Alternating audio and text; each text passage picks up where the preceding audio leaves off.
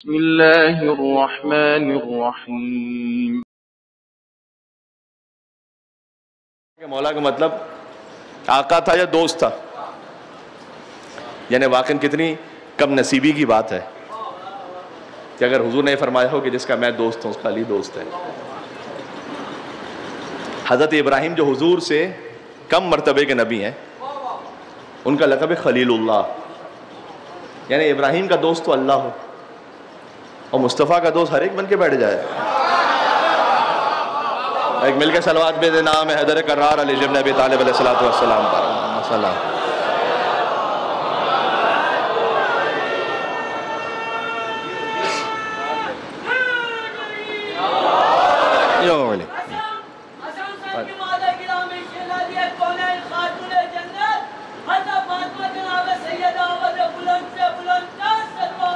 اللہ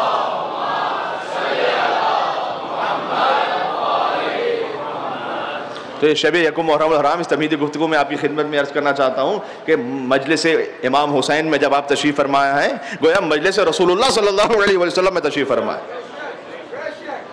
حسین اور رسول میں ایسی یگانگت ہے کہ حسن حسین جنت کے جوانوں کے سردار ہیں۔ تو ذرا غور کیجئے گا کہ جب ہم ائمہ علیہ السلام کے علم اور اخلاق پہ بات کرتے ہیں، جب آپ کو امام حسین علیہ السلام سے جوڑنے کی بات کریں تو جو زائرین انشاءاللہ عاشور پہ تشریف لے جائیں یا اربعین پہ تشریف لے جائیں، زیارت کی توفیق کے لیے مل کر اور صلوات بھیجیے گا محمد وآل محمد علیہ السلام۔ اللہم صلی علیہ۔ تو یاد رکھیں کہ امام حسین علیہ السلام در حقیقت ہمیں خدائے متعال سے جوڑ دیتے ہیں، اس لیے کہ باب اللہ ہے، اس لیے کہ صادق آل محمد نے فرمایا کہ جب جاؤ حسین ابن علی کی قبر کے پاس تو 7 مرتبہ کھڑے ہو کے کہو۔ یہ معمولاً زائرین شاید یہ عمل نہ کرتے اس لیے کہ یہ کم معروف ہے۔ صادق آل محمد نے فرمایا کہ جب قبر حسین کے پاس جاؤ تو 7 مرتبہ کھڑے ہو کے یہ کہو کہ سبحان اللہ والحمد للہ ولا الہ الا اللہ واللہ اکبر۔ 7 مرتبہ یہ کہو، تسبیحات 4 پڑھو، سبحان اللہ والحمد للہ ولا الہ الا اللہ واللہ اکبر، اور پھر کہو لبیک داعی اللہ۔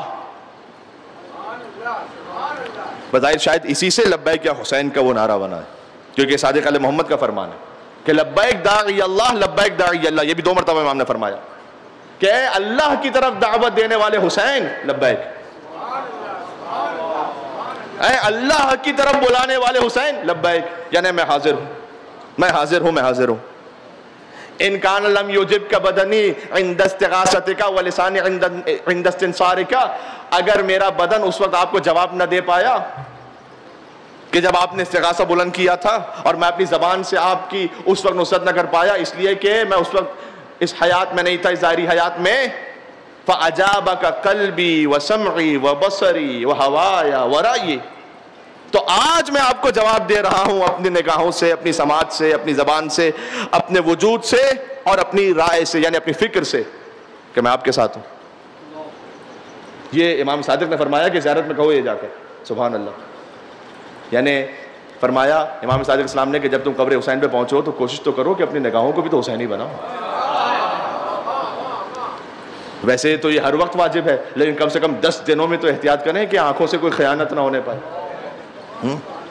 ویسے تو یہ زندگی بھر کے لیے واجب ہے، لیکن امام صادق علیہ السلام نے فرمایا کہ جب تم قبر حسین پہ کھڑے ہو تو ایک فقط اجابک قلبی وسمعی وبصری،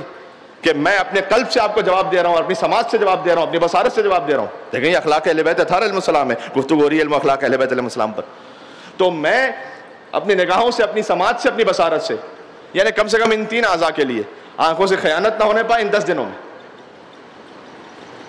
کانوں سے حرام سماعت نہ ہونے پائے، اور زبان سے حرام گفتگو نہ ہونے پائے۔ یہ کوئی 10 دنوں میں اپنے آپ کو ان اعضاء کو بچا لے تو یقیناً امام حسین علیہ السلام یہ کرم فرمائیں گے، اس کے قلب میں گویا حسینیت کا نور وہ تابندہ و پائندہ ہو جائے گا۔ ورائیی و ہوایا، اور